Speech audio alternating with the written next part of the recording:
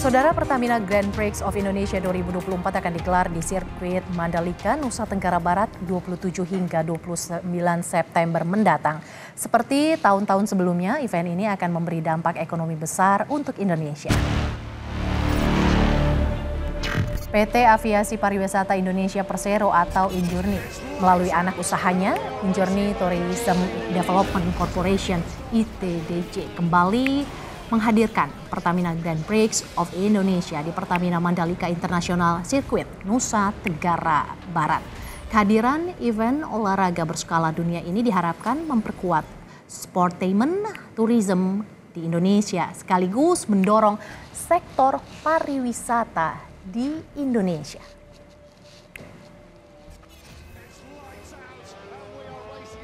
Saudara, Pertamina Grand Prix of Indonesia 2024 akan digelar di sirkuit Mandalika NTB pada 27 hingga 29 September 2024. Event ini kembali akan memberi dampak ekonomi besar untuk Indonesia, dan untuk mengulas hal ini kita sudah terhubung dengan Direktur Pemasaran dan Program Pariwisata Injourney, Maya Watono. Selamat siang Ibu Maya. Selamat siang. Bu Maya, salam sehat selalu. Salam sehat, selamat siang. Bu Maya, Pertamina Grand Prix of Indonesia di tahun 2024 ini memasuki tahun ketiga penyelenggaraan. Jika kita bicara soal penyelenggaraannya ini, apa saja persiapannya dan apa yang membedakan dengan gelaran di tahun-tahun sebelumnya, Bu Maya? Terima kasih, Mbak. Mungkin saya jelaskan sedikit mengenai peranan event di pariwisata dan juga untuk pengembangan destinasi ya. Jadi memang event ini sangat penting untuk pengembangan destinasi, di mana ini adalah katalis sebenarnya untuk pertumbuhan ekonomi suatu daerah dan juga perkembangan pariwisata, terutama dari sisi wisatawan asing dan juga pergerakan wisatawan domestik dan juga nation branding. Nah, pastinya dengan ini kita untuk di Mandalika kita mengadakan MotoGP dan ini udah tahun ketiga kita mengadakan MotoGP.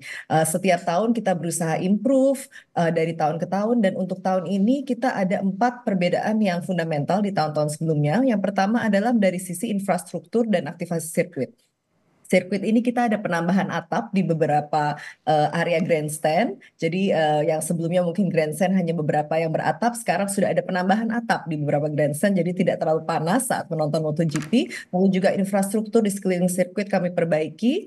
Lalu juga mengenai SDM ya. Untuk SDM-nya sendiri kita tahun ini pertama kalinya full SDM-nya dari lokal. Jadi memang penyerapan tenaga kerja dari sisi lokal ini sangat besar untuk MotoGP. Jadi mungkin kalau tahun-tahun sebelumnya, tahun pertama MotoGP itu Marshall-nya semua kita import dari Spain, dari Eropa, dari Malaysia, dari MotoGP Sepang. Lalu sekarang di tahun ini penyelenggaraan ketiga kita full Marshall adalah orang lokal Indonesia, dan bahkan kita mengekspor Marshall dari Indonesia sekarang ke luar, ke Jepang dan ke MotoGP lainnya. Dan juga kita adakan lebih banyak side event di tahun ini, pre, during, dan post MotoGP, sehingga kita lebih meriah karena kita lihat bahwa dampak ekonomi yang dihasilkan bila event ini diperpanjang juga lebih besar lagi, sehingga kita ada kita ada Bazar Mandalika, lalu kita ada Riders Parade yang berkeliling Mataram, lalu kita juga during dan post event ini kita ada banyak sekali side event yang diberiakan artis-artis papan atas nasional. Bu Maya, sebagai ajang balap internasional bergengsi, MotoGP selalu memberikan dampak yang luar biasa bagi perekonomian Indonesia, khususnya di sektor pariwisata. Seberapa penting event ini untuk Indonesia dan target dampak yang diberikan MotoGP untuk Indonesia ke depannya seperti apa, Bu Maya? Ya, berkaca dari event-event yang lalu, di mana kita dampak ekonominya mencapai 4,3 triliun. Ekspektasinya di tahun ini kita bisa lebih dari 4,3 triliun. Kita ekspektasi kami sampai 4,5 triliun ya di tahun ini, dan konsentrasinya di lokal Lombok, lokal NTB. Jadi memang kita ingin memberikan portion lebih untuk lokal dan regional, karena memang utamanya adalah pengembangan destinasi. Yang pastinya F&B, akomodasi, UMKM ini juga bertumbuh sangat pesat di Mandalika. Mandalika ini menjadi destinasi super prioritas dengan growth tertinggi di seluruh Indonesia karena effort-effort yang telah dilakukan 2 tahun terakhir untuk mengembangkan Mandalika, dan pastinya kita harap ini ada multiplier effect yang tidak hanya pada saat hari H event tapi juga sustainable dalam 3, 5 sampai 10 tahun ke depan. Bu Maya, apa peranan Injourney untuk mempersiapkan event ini? Peranan Injourney, mungkin saya berikan sedikit gambaran mengenai Injourney ya sebelum saya masuk ke dalam peranan Injourney untuk event ini. Jadi Injourney ini kita adalah strategic holding BUMN di bidang aviasi dan pariwisata. Jadi di bawah kami membawahi 6 klaster under aviasi dan pariwisata. Kami ada airport Angkasa Pura Indonesia yang baru saja merger. Kita membawahi memanage 37 airport seluruh Indonesia. Kita ada Injourney Aviation Service, memanage seluruh aviation service di Indonesia. Lalu kita ada ITDC, Injourney Tourism Development Corporation, di mana KPI-nya adalah pengembangan destinasi. Nah, ITDC ini adalah yang memanage beberapa destinasi prioritas yang telah dicanangkan oleh pemerintah, salah satunya Mandalika. Destinasi lain yang kami manage juga ada di Nusa Dua dan Labuan Bajo. Lalu di bawah kami juga ada Injourney Hospitality yang memanage hotel-hotel heritage terutama yang dimiliki pemerintah di seluruh Indonesia. Lalu kita ada Injourney Retail yaitu di bawah brand kami Sarinah yang memanage retail dan UMKM lokal Indonesia untuk membawa UMKM kita ke dunia. Lalu juga yang terakhir adalah Injourney Destination Management, memanage destinasi terutama yang berbentuk heritage ya seperti Candi Borobudur, Candi Prambanan, TMII. Nah, dari 6 klaster ini kita masuk ke orkestrasinya oleh Injourney sebagai holding. Jadi memang ini adalah ekosistem pariwisata dari hulu ke hilir yang sebelumnya belum pernah dilakukan di Indonesia. Jadi ini pertama kali kita lakukan ekosistem yang terintegrasi dari hulu ke hilir, dan ini akan menjadi terbesar di Asia dengan adanya holdingisasi ini. Dari situ kita salah satu dari penugasan kami adalah event ya.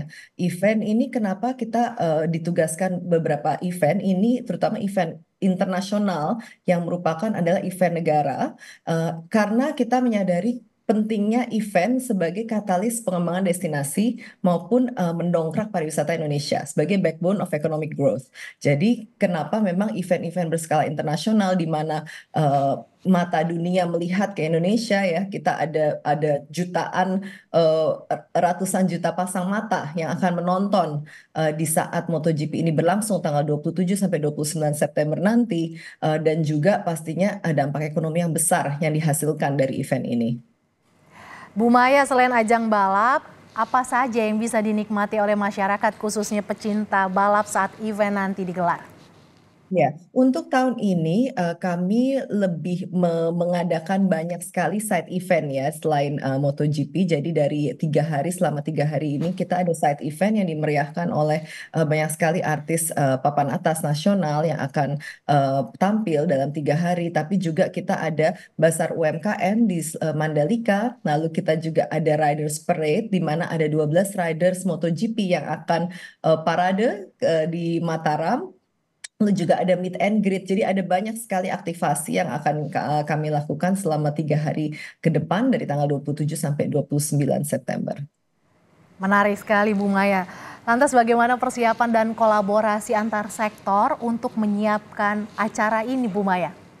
Ya, persiapannya kami sudah cukup matang ya karena sudah tinggal 2 minggu lagi kita akan race. Jadi persiapannya ini pastinya dari sisi logistik, dari sisi persiapan race maupun non race dan juga aktivasi seputar event ini sudah sangat matang. Kita mungkin sudah berada di 95% dan ini tidak akan terjadi tanpa kolaborasi dari seluruh pihak, baik pemerintah pusat maupun pemerintah daerah maupun pihak swasta juga yang terlibat.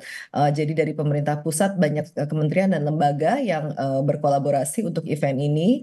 Kami dari BUMN dan juga pastinya dari Kemenparekraf, Kemenq, Kemenpora, Kemenko Marves dan banyak sekali kementerian lembaga, Kemenhub juga untuk connectivity saat hari H juga. Lalu juga pastinya pemerintah daerah. Jadi pemerintah daerah juga kita berkolaborasi dan juga berbagai pihak sponsor dan juga pihak swasta yang berpartisipasi. Bu Maya, adakah target yang disasar untuk gelaran ketiga MotoGP ini baik dari sisi penonton atau juga multiplier efeknya yang ditimbulkan Bu Maya? Ya, target kita untuk penonton sendiri untuk 3 hari selama event ini berlangsung adalah 110.000 penonton, pengunjung, dan kita menargetkan juga peningkatan pergerakan wisatawan domestik maupun wisatawan asing yang datang ke Indonesia maupun specifically ke Lombok dan ke Mandalika untuk event ini. Jadi ada target peningkatan wisatawan asing, target pengunjung, penonton, dan juga target economic impact yang kami harapkan di angka 4,5 triliun. Terima kasih Ibu Maya Watono, Direktur Pemasaran dan Program Pariwisata Injourney yang sudah bergabung di Kompas Siang. Kita kawal sama-sama supaya acaranya berjalan lancar ya Bu Maya. Terima kasih. Terima kasih.